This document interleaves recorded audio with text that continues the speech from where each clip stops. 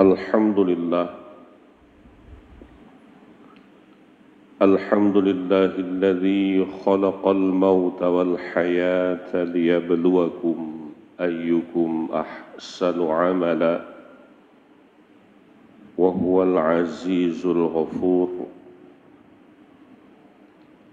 Asyhadu an la ilaha illallah wahdahu la syarika lah wa asyhadu anna sayyidana wa nabiyyana Muhammadan abduhu wa rasuluh la nabiyya ba'dah. Allahumma salli ala sayyidina wa maulana Muhammad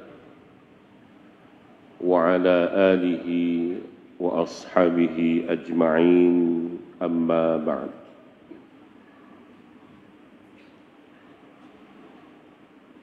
Puja dan syukur bersama kita panjatkan kehadirat Allah Subhanahu wa taala yang oleh Allah sampai saatnya kepada kita bersama mentanggebi kesehatan, kesempatan maupun kekuatan untuk kembali dapat hadir pada tempat yang mulianya, guna dan maksud untuk tak berta'abbud diri kepada Allah Subhanahu wa ta'ala.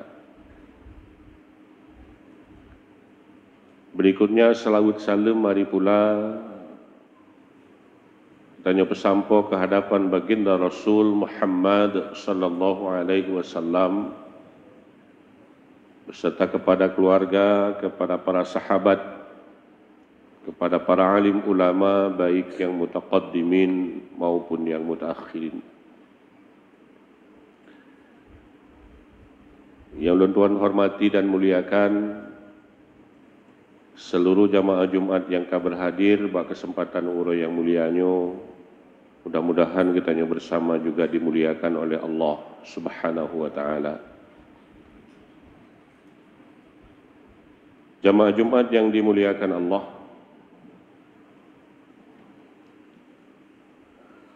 andai ada orang yang bertanya kepada kita semua, banggakah kita menjadi seorang Muslim? Maka kami yakin semua umat Islam akan menjawab bahwa kami bangga menjadi umat Islam. Kamu senang, kamu bangga, kamu bahagia menjadi bagian dari umat Islam.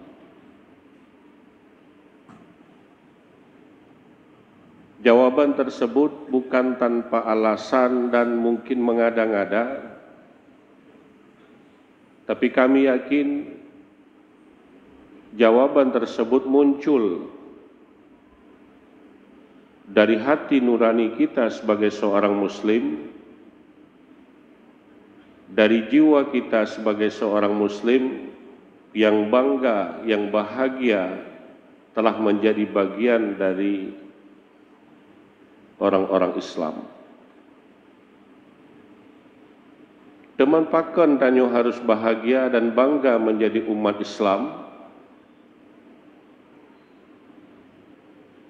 karena tak yakini atau hana, tak pahami atau hana bahwa agama atau satu-satunya agama yang paling memahami manusia dan paling sesuai dengan kehidupan getanya manusia adalah Islam.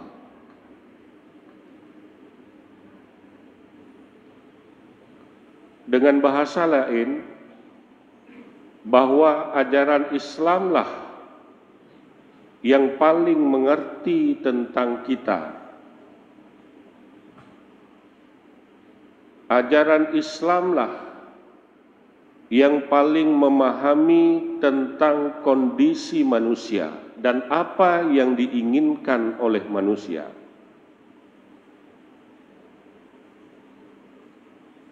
Tidak ada satu ajaran agama manapun yang andai kita pelajari dan kita kaji, sepaham Islam terhadap manusia. Dan nyo kan karena kita nyo umat Islam dah pegah menan. Coba pelajari agama yang lain, baik itu agama samawi maupun agama ardi, agama hasil ciptaan manusia, tidak ada satupun yang paling memahami manusia dan mengerti tentang kebutuhan manusia selain Islam. Dan pemahaman Islam terhadap manusia itu menyeluruh dalam semua aspek kehidupan kita nyo. Ajaran Islam itu hadir dalam setiap aspek kehidupan manusia tanpa kecuali. Maka disinilah kemudian kita bangga menjadi umat Islam. Sebagai contoh, ngat semakin yakin bahwa agama yang tanyo anutnyo, agama yang tanyo ikutinyo paling memahami manusia dan mengatur semua urusan manusia. Contoh, tapegah ya ubid ile. Yang ligitanyo kadang-kadang hanajid keperhatian deh karena ubud. Hanajid kesaboh titik kebanggaan karena kita anggap sesuatu yang biasa. Kapan kita mulai bangga ketika hal ini tidak kita temukan dalam agama lain? Contoh, dalam agama getanyo sesuai dengan ajaran Islam,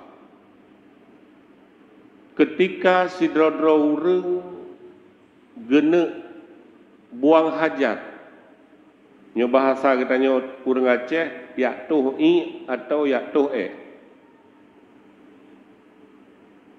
Islam mengatur tata cara bagaimana seorang hamba penganut agama Islam dalam buang air kecil atau buang air besar. Ketika seorang manusia yang menganut agama Islam ingin melangkahkan kakinya ke toilet, Islam mengatur kaki mana yang harus dilangkah terlebih dahulu. Apa doa yang harus dibaca sebelum kaki itu dilangkah. Kemudian setelah seorang manusia itu buang hajat dan dia hendak keluar, kaki mana yang harus dilangkah terlebih dahulu, apa yang harus dibaca ketika berada di depan pintu. Itu hal kecil. Tapi hal kecilnya aciak kalian tiat dalam agama lain, agama teh yang nama tulis ajaran sampai sekecil itu.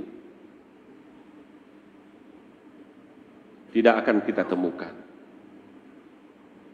Dalam agama teh yang nama tulis aturan sampai truk bak tajak tuh iya.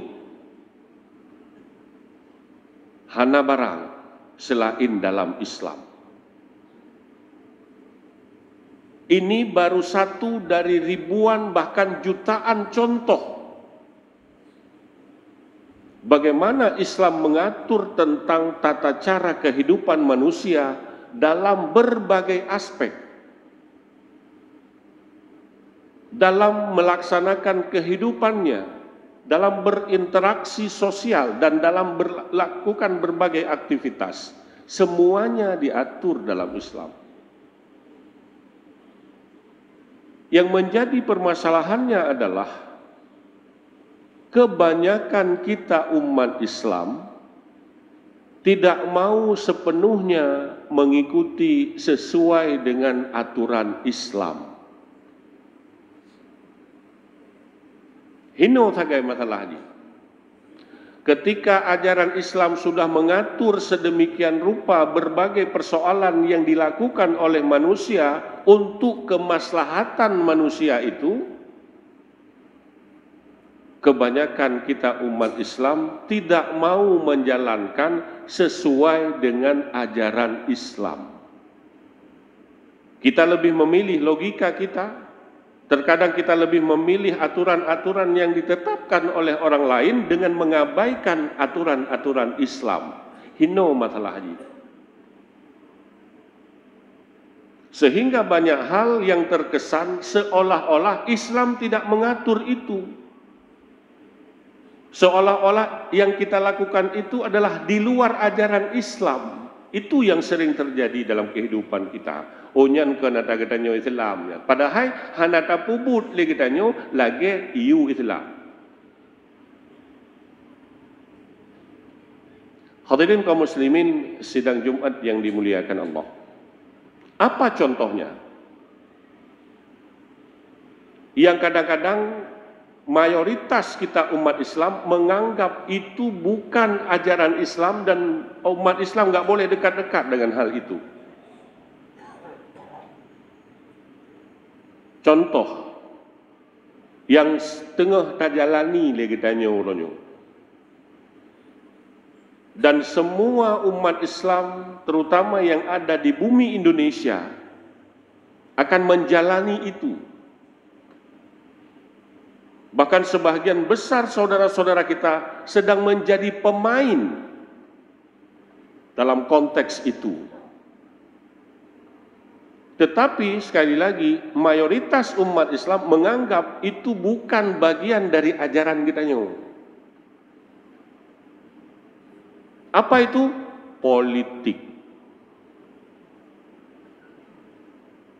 Lebih kurang di bulan 14 Februari semua warga negara Indonesia akan datang ke TPS untuk memilih. Apakah itu untuk perwakilan di daerah sampai kepada pemimpin nasional. Le orang yang pegah nyan ke neta getanyo, yang politik nyan ke neta getanyo, yang baik toto getanyo kena. Politik itu jahat. Justifikasi politik jahat. Politik itu kotor, politik itu buruk, politik itu macam-macam. Politik itu hanagot, sering kita dengar di mulut umat Islam. Bahkan tidak jarang orang-orang yang bicara tentang politik dianggap sesuatu yang hanagot. Yang puan dengku-dengkuan, babak khatib Jumaat kagak pegang masalah politik. Politiknya kan kuto.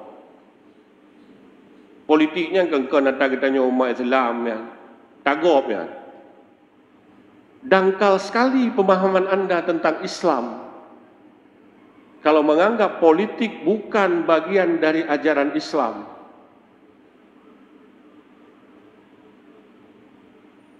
Hadirin kaum muslimin sidang Jumat yang dimuliakan Allah. Politik adalah bagian dari ajaran Islam.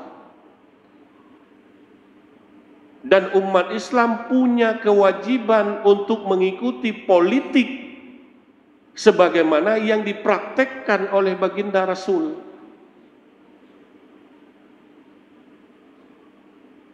Jadi bek tak pegahnya politiknya karena tragedanya. Politiknya atra Islam. Dan tokoh politik paling terkenal dalam Islam adalah baginda Rasul. Nabi, tokoh politik. Nabi seorang negarawan. Nabi seorang pimpinan umat.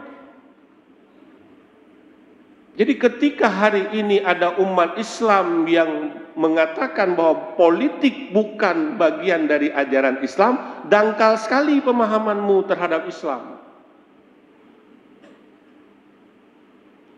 Islam bukan hanya sekedar mengatur kiban cara tersemayang dan puasa.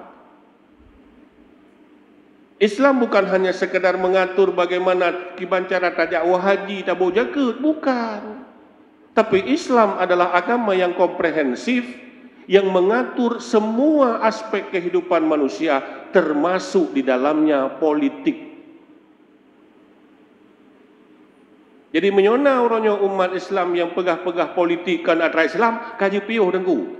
Biar menghitap bangai dekat tahun 2020. Politik adalah bagian dari ajaran Islam. Ada puluhan ayat di dalam Al-Quran yang bicara tentang politik. Hanya saja yang dipraktekkan selama ini oleh tokoh-tokoh politik dan oknum-oknum tokoh politik itu tidak sesuai dengan ajaran Islam. Maka ada pegahta politiknya yang kata-katanya aci praktek siat lagi Nabi praktek jamu berpolitik yang Islami. Karena Nabi adalah tokoh politik. Nabi diakui tidak hanya oleh umat Islam, Nabi seorang tokoh politik. Ini lu pegah. Mungkin karena wateh hanya memungkinkan, mungkin satu atau dua contoh saya ingin sampaikan untuk membuktikan bahwa Nabi adalah tokoh politik. Yang berakan kadang-kadang selamanya hanya orang pegah-pegah. Hang geje pegah-pegah yang pukai pegah politik yang dengan tuan politik. Sampaikan ajaran Islam sekecil apapun kepada umat. Jangan ada yang disembunyikan, baik pegah yang perlera teman-teman. Sehingga umat tercerahkan, sehingga umat tahu. Ona hayat ranyo lama gara agama kamu ke natragop. Selamanya tak anggap katanya politiknya tragop. Sehingga mentamu politik itu bamban yang hedra tu. Hana tak ikuti kiban politik yang ditanamkan dan diajarkan oleh Rasulullah dan para sahabatnya, termasuk oleh para ulama. Contoh dulu, bukan? Sama kita tahu bahwa ketika Nabi diangkat menjadi Nabi dan Rasul, beliau berdakwah di Mekah selama kurang lebih 13 tahun. Lebih tahun Nabi berdakwah di Mekah dan pengikut Rasulullah jumlahnya bisa dihitung dengan jari. Lebih tahun berdakwah pengikut Rasulullah sangat-sangat terbatas. Hingga tibalah waktunya ketika Allah Subhanahu wa taala memerintahkan Nabi untuk hijrah dari Mekah ke Madinah. Negeri Madinah, tempat yang akan Nabi tuju untuk membangun komunitas dan kehidupan yang baru, kondisinya kurang lebih hampir-hampir sama seperti negara kita Indonesia. Kondisi Madinah ketika itu. Bagaimana kondisinya? Di Madinah watenyan nyantep le suku. Na suku Aus, na suku Khazraj, na suku Bani Qainuqa dan macam-macam suku lain. Sama lagi nanggro katanya Indonesia. Na suku Aceh, na suku Batak, suku Jawa, suku Minang, macam-macam suku lain. Itu satu persamaannya.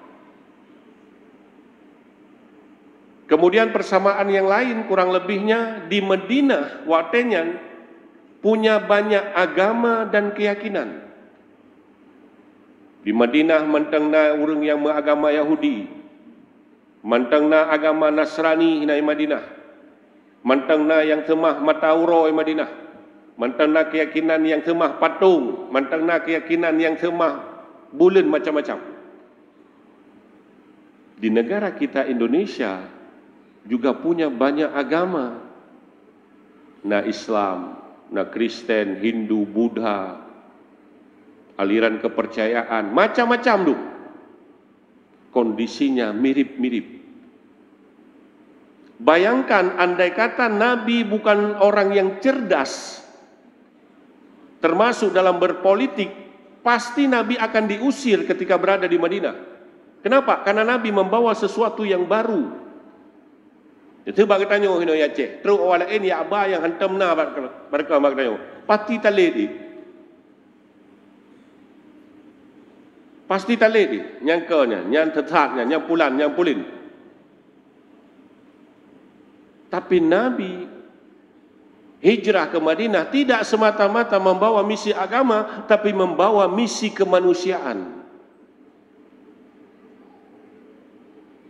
Waktu itu Madinah kan dia pegah bawa Madinah, hai awak Madinah yang kata semah ikah mereka nyan bandum talah yang betul jino semah Allah. Yang tinggal hilir tu. Wahai urang Madinah yang hana betul yang sukunya suku je jino mesatu sabah suku mentang. Hana petrip kan. Tinggal gadah tu. Tapi yang dilakukan oleh Rasulullah ketika beliau tahu bahwa di situ banyak suku, banyak keyakinan, banyak agama, beliau kumpulkan semuanya. Dari lintas suku, lintas keyakinan, lintas agama dikumpulkan. Dibuat satu moratorium, dibuat satu perjanjian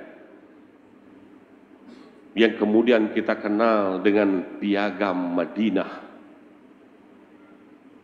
47 pasal di dalam Piagam Madinah yang dibuat oleh Rasulullah beserta kelompok-kelompok yang ada di sekitar itu, yang pada prinsipnya adalah tidak ada yang lebih hebat, tidak ada yang lebih haya, tidak ada yang suku yang lebih haya, tidak ada yang antara orang Muhajirin dengan Ansar dan sebagainya. Semua kita sama, kata Rasulullah. Semua kita bersama-sama membangun komunitas menjadi lebih baik, membangun bangsa ini menjadi lebih baik. Itu yang ditanamkan oleh Rasulullah sehingga dia diterima. Cipegah akan tokoh politik. Kalau tidak karena kecerdasan politik Rasulullah, pasti beliau akan diusir di Madinah. Cara tamang. Politik maknanya siasah dalam bahasa Arab, strategi. Kiban strategi kita dalam kelompok mayoritas orang yang berbeda-beda, tapi beliau tidak diganggu. Cerdas Rasulullah dalam berpolitik. Ketika Madinah, penduduk Madinah sudah mulai mengikrarkan diri bersama Rasulullah, mengikuti sebagian besarnya sudah mengikuti ajaran agama Islam dan Islam sudah kuat. Tahun ke-8 Hijrah, Nabi melakukan hal yang fenomenal, yang luar biasa, yang kemudian dalam Islam disebut dengan Futuhu Mekah, pembebasan kota Mekah. Kenapa Nabi melakukan pembebasan kota Mekah? Karena orang-orang kafir Quraisy melanggar perjanjian Hudaybiyah yang sudah ditandatangani oleh Rasulullah bersama kelompok kaum Quraisy, dilanggar. Maka pasukan umat Islam yang sudah kuat ketika itu, Nabi beserta 10.000 pasukan menuju kota Mekah untuk membebaskan kota Mekah. Apa yang terjadi? Perlu dicatat sebagai umat Islam. Kehebatan dan keluarbiasaan, ketokohan dan kepemimpinan Rasulullah. Rasulullah segala melakukan penyerangan ke pidato ini di hadapan gerbang kota Mekah. Wahai penduduk kota Mekah, so yang tamang lam Masjidil Haram aman, tidak akan diganggu oleh pasukan umat Islam. Dan waktu itu Nabi sudah berkuasa jadi raja di Madinah. Nganti krek punya aja cipa habis dak kota Mekahnya habis. Tapi Rasulullah dengan kecerdasan politiknya berpidato, so yang tamang lam Masjidil Haram tidak akan diganggu oleh umat Islam. Mungkin itu hal yang biasa. Ada hal yang luar biasa. Dalam lanjutan pidato Rasulullah, so yang tamang lam rumah Abu Sofyan aman, tidak akan diganggu oleh pasukan kaum muslimin. Nyo yang hana tak tepat minta barang lagi nyo.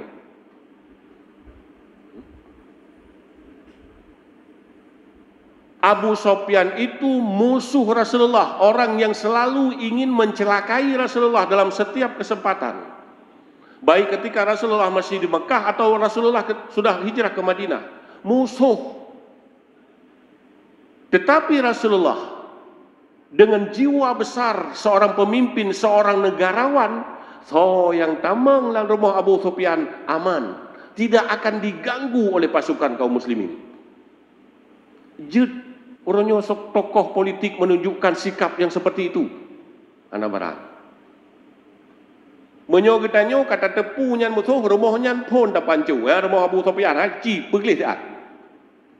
Nyan ban politik katanya orangnya, maka terkesanlah masyarakat politik anak. Asai hana sama ngan katanya, asai hana seide katanya bandumkan. Maka muncullah benang politik itu jahat, politik itu kotor, politik itu saling memfitnah, saling adu domba, saling menjustifikasi. Bahkan karena sikap katanya belum menunjukkan seorang tokoh. Itu yang kita lakukan. Maka muncul kesan politik hanaga. Nabi musuh dilindungi. Itanya ngon takoh likut. Tabah perti tu. Iji lemoi ta tanya lemoi le. Nyan tapi ngon mengkoh likut. Be ile dah pegang engkau. Padahal itu semua tidak dianjurkan dalam Islam, bahkan dilarang. Politik yang saling adu domba, politik yang saling memfitnah, politik yang saling pubruk-pubruk ngon. Hana gebi dalam Islam katanya. Itu yang kita praktekkan hari ini. Iglang bendera gop hino untuk malam kagak ada. Cip periksa baliho sepanjang jalan. Nah yang kagak ada oleh yang kai tulik anu mata, yang kagak ada katinget aku. Adakah perintah itu dalam Islam? Tidak ada. Bahkan Islam melarang. Ayat Al-Quran tentang politik membaca di antara puluhan ayat. Nggak nepatihlah Islam na politik. Allah Subhanahu wa taala misalnya berfirman dalam surah Al-Maidah ayat 8. Bismillahirrahmanirrahim, ya ayyuhalladzina amanu kunu qawwamina lillahi syuhada'a bil qist. Wa la yajrimannakum syana'anu qaumin ala alla ta'dilu. I'dilu kata Allah. Wahai orang-orang yang beriman, ketika kamu dipercayakan menjadi saksi atas sebuah perkara, maka bersaksilah semata-mata karena Allah, kurang lebih maknanya. Ada kalimat yang luar biasa, yang sangat indah Allah ukirkan.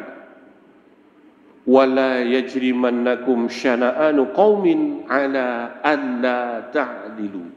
Nyo yang tengah terlakukan lagi katanya orangnya, getam dalam Quran.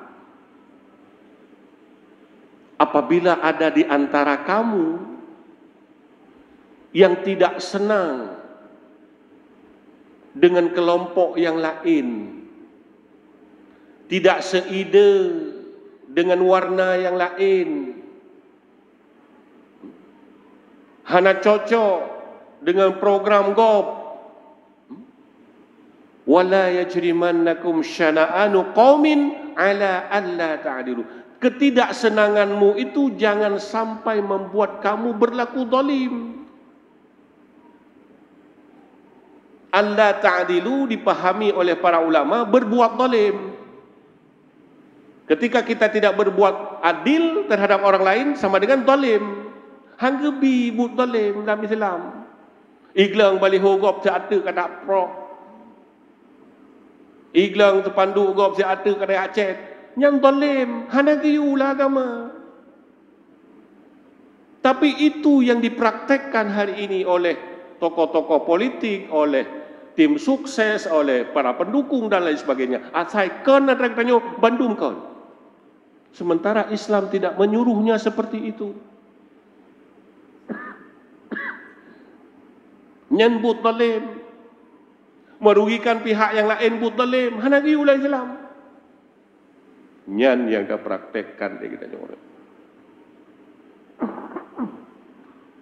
Tapi apa juga yang diperintahkan oleh Islam? I'dilu.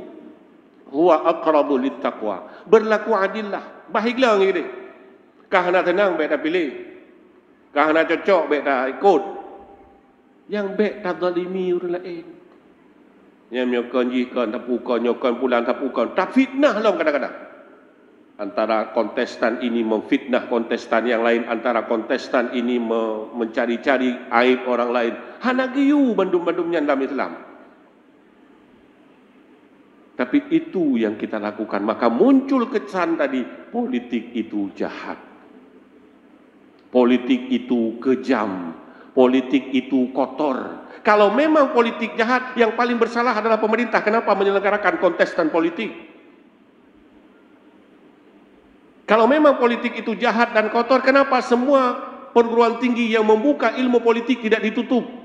Menandakan politik itu tidak jahat. Menandakan bahwa politik itu tidak kotor. Hanya saja oknum-oknum yang mempraktekkan tidak sesuai dengan ajaran Islam, itu praktek yang jahat dan kotor. Yang hanagiyu la Islam, bagi-bagi peng tertuh ribetnya hanagiyu. Yang tak praktek kali orang-orang, yang laginya. Yang tertuh, bahkan orangnya akan muncul dalam paket. DPR RI, DPRK, DPRA dan segala macamnya tak bawa paket. Hertuh ribet, martuh ribet. Nyan hanagiyu la Islam. Kenapa kita tidak berantas itu supaya politik kita bersih sesuai dengan ajaran Islam? Sebab yang paket-paketnya ya seperti toki tramadol, toki tabu. Yang paketnya yang gagah hana terpilih. Nyo yang terlakukan lagi kita nyo. Maka tidak akan pernah baik politik itu ketika kita tidak kembalikan politik itu sesuai dengan ajaran Islam. Oleh karenanya hadirin kaum muslimin, sidang Jumat yang dimuliakan Allah, yang pelai dah kena bergaku bahawa ajaran agama kita nyo tidak ada yang luput. Semua persoalan yang terlakukan oleh kita nyo, bahkan Al-Quran sendiri mengatakan bahawa tidak ada yang dialpakan dalam Al-Quran ini. Hana yang dialpakan, semuanya dibahas oleh Allah dalam Al-Quran. Hanya saja kadang-kadang tidak secara terperinci, secara detail satu persatu. Tapi pokok-pokok persoalan yang kita lakukan selama ini, dalam semua aspek kehidupan kita, dibicarakan dalam ajaran agama kita. Maka oleh karenanya, berikan pencerahan kepada umat. Nyatanya kadang-kadang ada teruk puasa, yang dua roti boleh lihat ke puasa. Yang mulai dari jino mungkin kata ya tengku-tengku gure-gure tapi semua bab puasa. Yang tengku nak buat kamu saya bab puasa. Batu puasa, niat puasa, dah yang harus dilakukan bab puasa dan segala macam. Waktu teruk masa politik, hantam pernah tak gure tapi semua berdraw dalam masalah politik dah. Mutamu politik lagi draw tu. Teman tengku nak kita politik dum. Kata pegah bawa guna dia. Tokoh politik itu Rasulullah. Apa yang dilakukan oleh Rasulullah diaplikasikan oleh para sahabat sampai kepada para ulama. Getulis kitab dum dalam politik. Hantam tak belajar sakitnya kitab politik Islam. Murid Imam Syafi'i punya kitab politik paling terkenal. Beliau adalah Imam Al-Mawardi. Bab-bab daya hanya kitabnya dabut. Tapi hantruk bak kitab politik Imam Al-Mawardi. Al-Mawardi nak tulis kitab politik Al-Ahkam As-Sultaniyah. Tapi kita tidak pernah mempelajari itu. Tidak ada masjid yang mengundang tengku ni untuk buat kamu masalah politik. Dum kitab politik yang tulis. Imam Syafi'i tulis. Imam Al-Ghazali dalam kitab Ihya Ulumuddin ada konteks yang dia juga membahas tentang politik. Jadi tanya sagai hantruk kenan. Tak petruk tiga-tiga sesuai dengan konteks. Konteks puasa tak petruk masalah puasa. Konteks politik petruk masalah politik. Konteks musim jauh haji tak petruk dalam konteks jauh haji. Sehingga umat tahu bahawa Islam ternyata agama yang komprehensif. Bukan sekadar membahas masalah sembahyang, masalah wuduk, masalah bojakut, masalahnya. Tapi Islam membahas semua aspek yang dilakukan oleh manusia. Hanya karena keterbatasan kita manusia yang kadang-kadang tidak sampai mendalami Islam secara komprehensif dan sempurna, sehingga kita langsung menjustifikasi bahwa nyan kena tragedinya Islam. Mudah-mudahan dengan khutbah singkat di hari yang mulia ini menjadi pencerahan bagi kita bersama bahwa politik adalah bagian dari ajaran Islam. Ada puluhan ayat yang ada dalam Al-Quran, ada puluhan hadis yang bicara tentang politik, bicara tentang memilih pemimpin, dan lain sebagainya yang diungkapkan oleh ajaran agama kita, yang luput kita pelajari selama ini. Mudah-mudahan dengan pemilu yang akan kita jalankan di tanggal 14 bulan Februari yang akan datang, kita mulai hari ini bisa kembali mengikuti jejak-jejak Rasulullah dan para sahabatnya dalam berpolitik yang santun, politik yang tidak saling mencaci maki, politik yang tidak saling menghujat, menghina dan menzalimi pihak-pihak yang lain, sehingga terciptanya sebuah bangsa dan negara yang baldatun thayyibatun wa rabbun ghafur, sebagaimana layaknya negeri Madinah yang dibangun oleh Rasulullah dengan dasar-dasar politik yang Islami. Demikian barangkali yang dapat khatib sampaikan, kiranya menjadi pencerahan bagi kita bersama. Terima kasih atas segala perhatian. Mohon maaf atas segala kekurangan. Jino dadamang luar kun khutbah memang nasilap, salah dan sebagainya, mohon diperbaiki untuk sempurnanya ibadah kita pada hari yang berbahagia ini.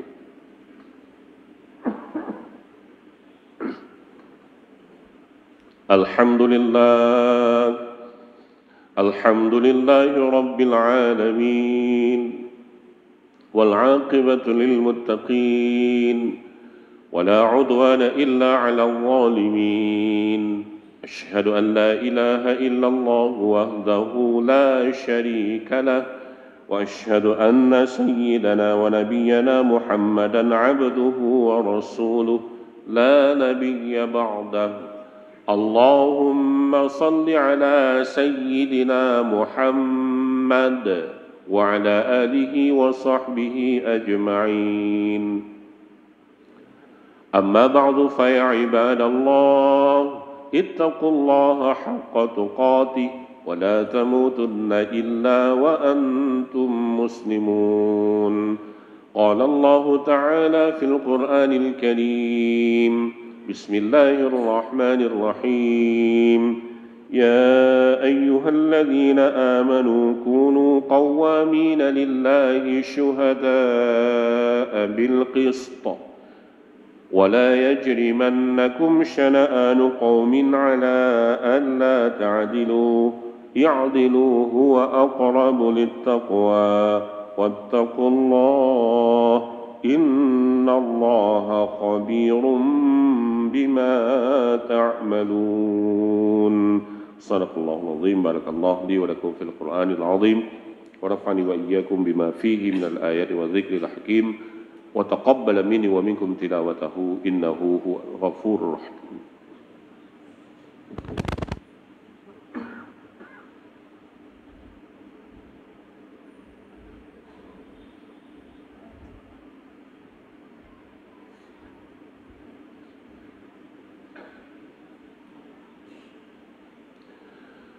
الحمد لله رب العالمين، والصلاة والسلام على أشرف الأنبياء والمرسلين سيدنا محمد وعلى آله وأصحابه أجمعين. أما بعد فيا عباد الله، اتقوا الله حق تقاته ولا تموتن إلا وأنتم مسلمون. وقال تعالى: بسم الله الرحمن الرحيم. فمن يعمل مثقال ذرة خيرا يره ومن يعمل مثقال ذرة شرا يره. وفي آية أخرى: إن الله وملائكته يصلون على النبي يا أيها الذين آمنوا صلوا عليه وسلموا تسليما. اللهم اغفر للمسلمين والمسلمات والمؤمنين والمؤمنات الأحياء منهم والأموات إنك سميع قريب مجيب الدعوات يا قاضي الحاجات. ربنا آتنا في الدنيا حسنة وفي الآخرة حسنة وقنا عذاب النار. عباد الله، ولذكر الله أكبر والله يعلم ما تصنعون. أقيموا الصلاة.